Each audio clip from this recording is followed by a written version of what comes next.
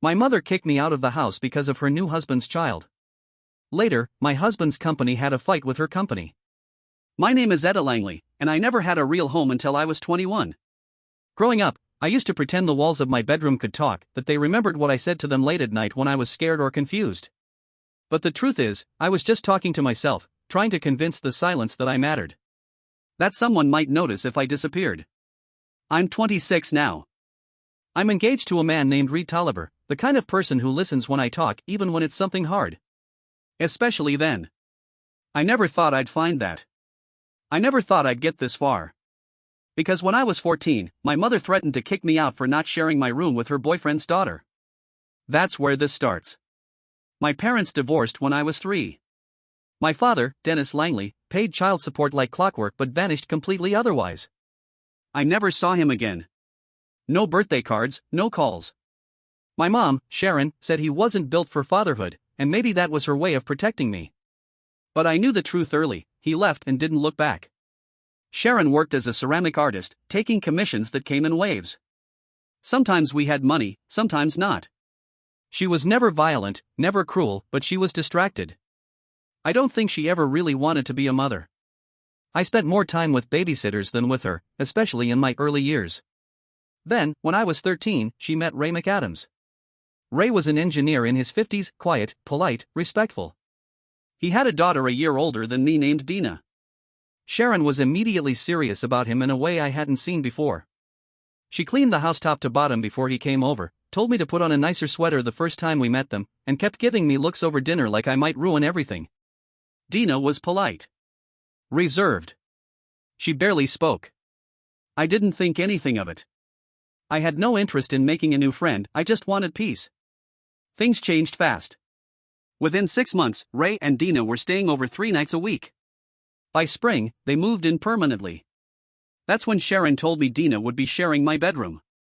I remember sitting at the kitchen table, cereal bowl in front of me, trying to process what she'd said. No, I told her. That's not going to work. Sharon looked up from her phone. What do you mean, no? You're not paying rent here, Etta. I tried to stay calm. This is the only space that's mine. It's small. There's one bed. Where would she sleep? We'll get a bunk bed, she said like it was obvious. You're not a little kid anymore. You can compromise. I don't know her, I said. She's family now, Sharon snapped. I didn't yell. I didn't beg. I just got up and went to my room. That night, I pushed my dresser in front of the door. The standoff lasted 3 days. On the 4th, Sharon gave up and said Dina could take the basement. It was unfinished but big enough. Ray helped install carpet and a space heater. Dina never said a word about it. But from that day on, everything changed. Sharon became colder. Less patient. She snapped at me for little things, leaving dishes in the sink, not saying hello to Ray when I got home from school. And Dina? She stopped being polite. She wasn't loud about it. She was subtle. Comments under her breath. A smirk when Sharon criticized me. Saying things like, must be nice to be the favorite in front of Ray, even though it was clear Sharon was bending over backward for her. At school, Dina was quiet but well-liked. She had this way of making you feel like you were boring if you spoke too much. I kept my distance. I had 2 close friends, Maya and Tommy, who didn't really know what was happening at home. I didn't tell them. I was embarrassed.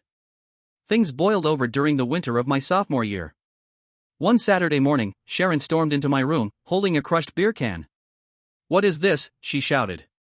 I sat up in bed, completely confused. She reached under my bed and pulled out a shoebox filled with cigarette butts and another beer can. "That's not mine," I said, voice cracking. Dina stood in the doorway, arms crossed, quiet. "I found it under your bed," Sharon hissed. "Don't lie to me." I looked at Dina. She stared back, emotionless. "I didn't put that there," I said, trying to stay calm. "It wasn't there yesterday. Someone planted it." "Are you accusing Dina?" I didn't answer. That afternoon, Sharon told me I had until the end of the day to leave. I had just turned 15 a few months before. I didn't cry. I packed a duffel bag, walked to Maya's house, and knocked. I didn't go back. I stayed with Maya's family for 2 months. Her parents, Paul and Glenna, were hesitant at first but kind. They called Sharon, who said I was acting out. Child Protective Services got involved briefly, but Sharon insisted I left voluntarily. They couldn't prove otherwise. Eventually, Glenna helped me apply to an alternative school program and talked to her sister in a nearby city, who had a spare room. That's where I stayed until I turned 18. Sharon never called. Dina never wrote. Ray, as far as I knew, never asked where I'd gone. But I kept going. My first job was at a grocery store called Harlan's Market. I started bagging groceries, but within a few months, the assistant manager taught me how to run the register. That was the first time I felt competent in a long while. I was 16, still in high school, but that job gave me something I hadn't felt before: control over my own future, however small. I stayed in touch with Maya, but by then we were in different places. She had a family that loved her and a predictable life. I was staying with Glenna's sister, Marabeth, in a converted attic with one window and a heater that groaned all night. But she never made me feel like a burden. I got my diploma through a public charter program and saved almost every cent I earned.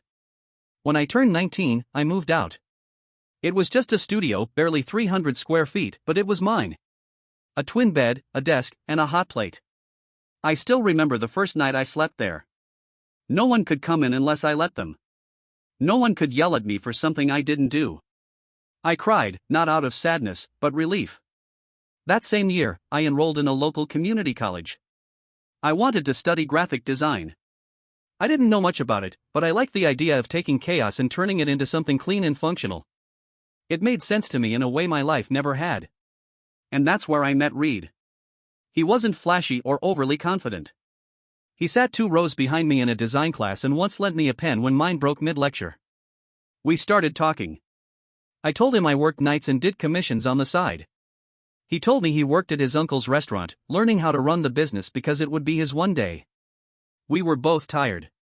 Both hungry for something real. Over the months, our friendship grew. Reed never pushed. He noticed things like how I didn't like loud places or how I flinched when someone raised their voice. He never asked for explanations, just adjusted. That made me trust him. One afternoon, we were working on a class project at my apartment. I had been quiet all day. He asked, "Do you ever talk to your family?" I hesitated. "No." "Do they ever try?" "No." He nodded like that was enough. And it was. 2 years later, I moved in with him. By then, he had taken over half the operations at Tolliver Kitchen, the restaurant his uncle had started 20 years earlier. They were planning to open a second location. I had started freelancing full-time, working mostly with local small businesses. Things were finally stable. Reed proposed on my 26th birthday. It wasn't grand, no fireworks or public spectacle. Just us, on the couch, with takeout noodles and a tiny velvet box. I said yes before he could finish asking. It felt like the kind of joy I used to think only belonged to other people. We planned a modest wedding for the following fall. I started helping Reed with brand development for the restaurant's new location, designing logos, menus, and promotional materials. I liked the work. It made me feel like I was contributing to something bigger than myself. One day, Reed asked if I'd look at a delivery invoice from one of their packaging suppliers. Something about the price increases didn't add up. The invoice read, Brightland Supply Company. I didn't think anything of it until I saw the signature at the bottom, D. McAdams. At first, I dismissed it. McAdams wasn't an uncommon name. It didn't have to mean anything. But the thought sat with me. So I checked. I Googled Brightland Supply Company. The founder and operations manager? Dina McAdams Holt. Married, running logistics and vendor relationships. Based just 2 towns over. My stomach dropped. 8 years. No contact. Not a word. And now her name was on my fiancé's supply chain paperwork. I sat with that for hours. I didn't want to bring the past into what Reed and I were building. But I couldn't pretend it didn't matter. So I told him. He was quiet. Then, "Are you sure it's her?" "Yes." He looked at the invoice again. Funny timing. We've been thinking about switching suppliers anyway. That's when I learned the quality had dropped, containers arriving cracked, delivery schedules inconsistent. Reed's uncle had been frustrated for months. I'll talk to my uncle, he said. We'll start getting quotes from others. But this doesn't change anything. You didn't do anything wrong. His calm was grounding. Still, I felt shaken. Later that night, I received an email from a name I hadn't seen since I was a teenager, Dina McAdams. The subject line read, "Hi Etta." Just seeing it made my chest tighten. The message began with pleasantries. I heard you're doing well. Congratulations on your engagement. Then, without warning, she admitted it. I want to apologize. I put the beer cans and cigarettes under your bed. I told your mom I found them. I was angry. I didn't like being in that house. I didn't know what else to do. No apology for what came after. No mention of the consequences. Just that. She ended with, "I hope you can forgive me." I was a different person then. I didn't reply. Because I wasn't sure what she wanted, absolution or insurance. She must have known by then we were switching suppliers. She must have known who Reed was. And if she didn't, if this was truly coincidental, then the timing was tragic in its irony. I didn't reply to Dina's email, but I couldn't stop thinking about it. For years, I had carried the shame of being the problem child, the girl who was kicked out for drinking and smoking, the girl who ran away. I knew it wasn't true, but nobody ever said otherwise. Not until now. Seeing it in black and white, her confession should have brought peace. But it didn't. It stirred something worse, anger. Quiet, old, and long stewed. I had begged Sharon that day not to believe Dina. I cried. I offered to take a drug test. She didn't even let me finish my sentence.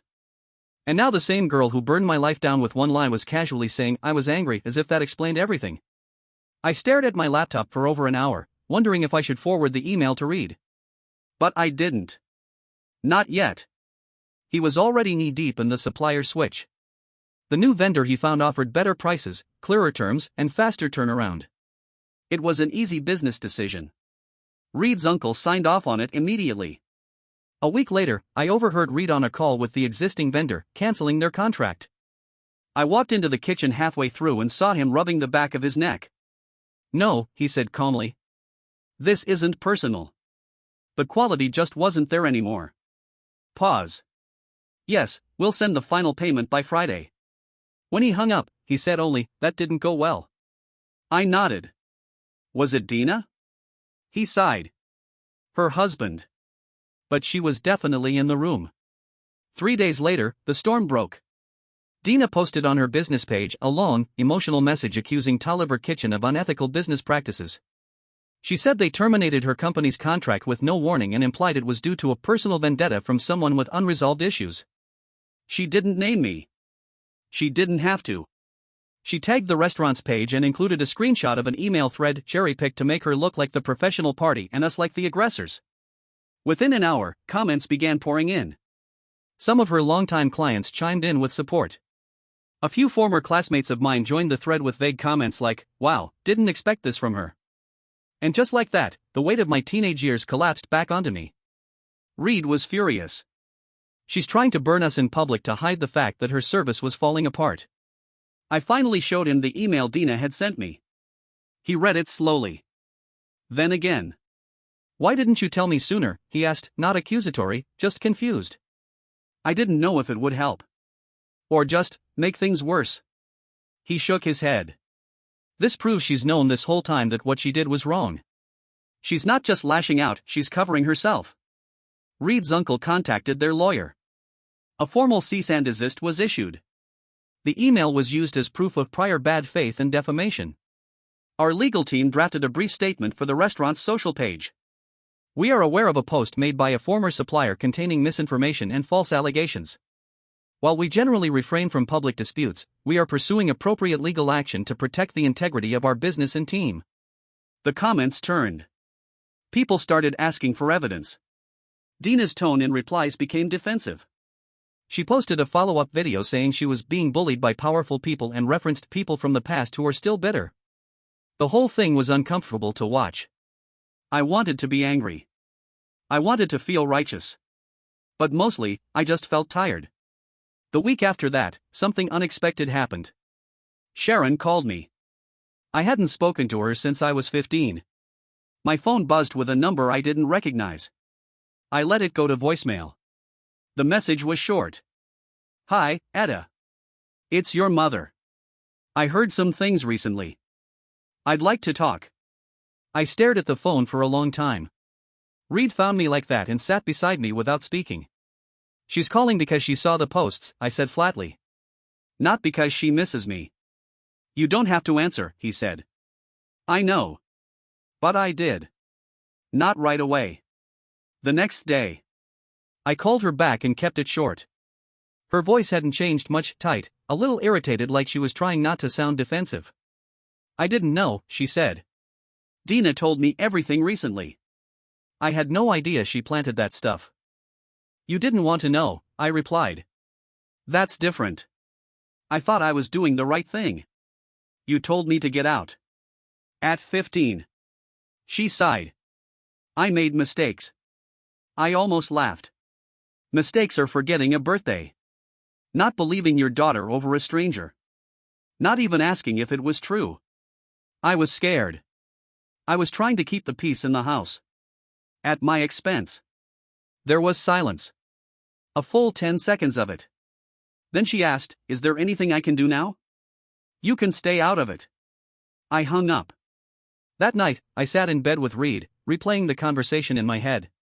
Do you think I'm cold? I asked him. No, he said without hesitation. I didn't yell. I didn't even cry. Shouldn't I feel something? Maybe you already did. A long time ago.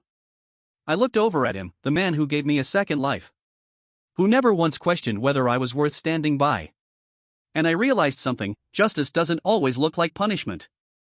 Sometimes it's just a clean exit. A line drawn. A truth spoken. And then peace. A week after the cease and desist was issued, Dina took down her posts. No apology. No public acknowledgement. Just silence. Her business account went quiet for a few days, and when it came back, it was all standard marketing copy and stock photos. But the damage had already been done. A few clients had reached out to Reed's uncle, confirming they'd been having issues with Dina's company for months. The story spread through word of mouth. Quiet, but steady. The kind of reputation shift that doesn't make headlines, but lasts. Meanwhile, Reed and I returned our focus to the wedding. We kept it simple: 50 guests, a garden ceremony, a small reception in the restaurant's newer location, which we'd helped design together. Every time we made a choice: flowers, food, music, it felt like building something no one could take away. But part of me still carried the past like a pebble in my shoe. Not pain exactly, but a reminder. One afternoon, I received a letter.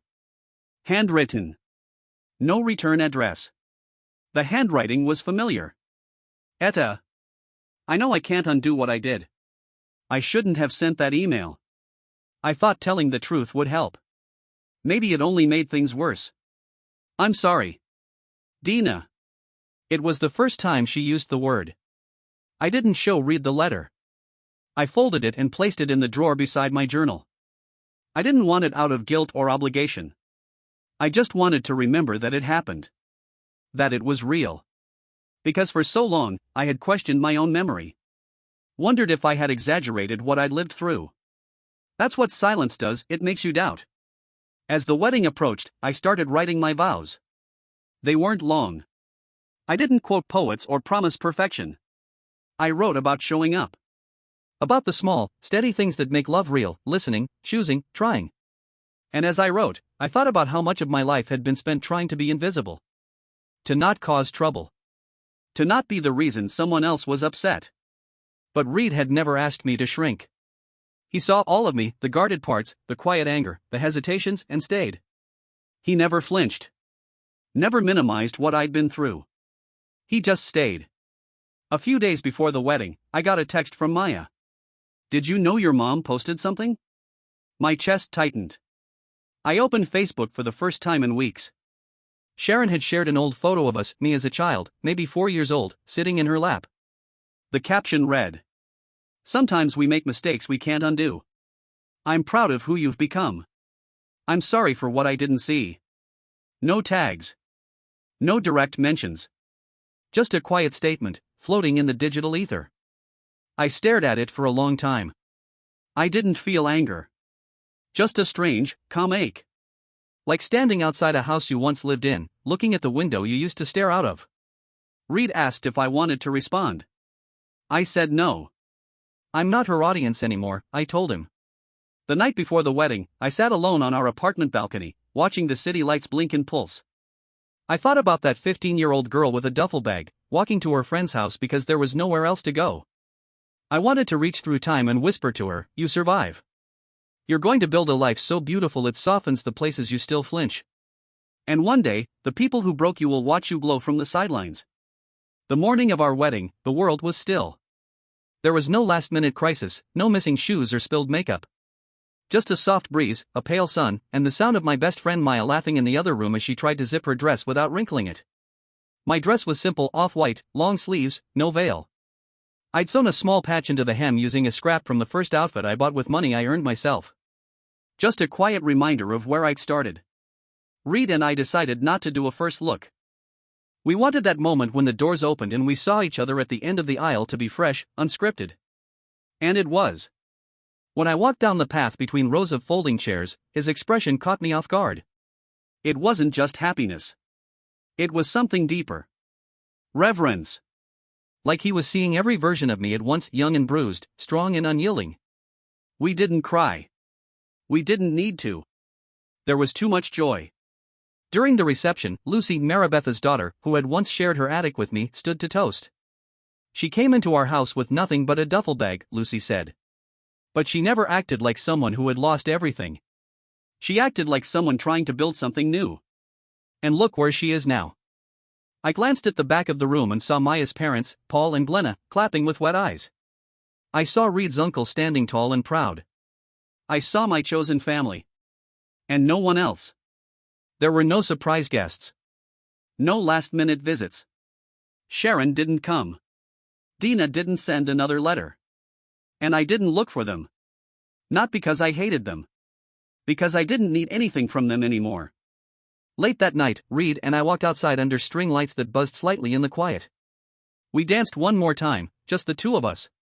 I feel like I just shut a door that's been cracked open for too long, I whispered. He pulled me close. Then let it close. You're allowed. I closed my eyes and let the music carry me. My life was no longer a reaction to pain. It was a movement towards something good. I never wrote Dina back. I didn't need to. Her apology came years too late to undo what she did, but I didn't need reparation. I needed peace. And I found it. I never responded to Sharon's post either. I saw it again a few weeks later, buried under family photos and recipes. That one sentence, "I'm proud of who you've become," was the closest thing I'd ever get to a real acknowledgement. But it wasn't for me. It was for her. And I had nothing left to prove. 6 months later, I found the email again, the one Dina sent with her confession. I read it slowly, not with bitterness, but with distance. Then I deleted it. Because I didn't need her guilt taking up space in my inbox. I had work to do. Clients waiting. A life to live. I wasn't the girl under suspicion anymore. I wasn't the girl sent away. I was Etta Langley. Wife. Designer. Builder of a life I made with my own hands. And I was finally home. Thank you for watching the video. Like it if you watched the video to the end and don't forget to subscribe. Have a nice day.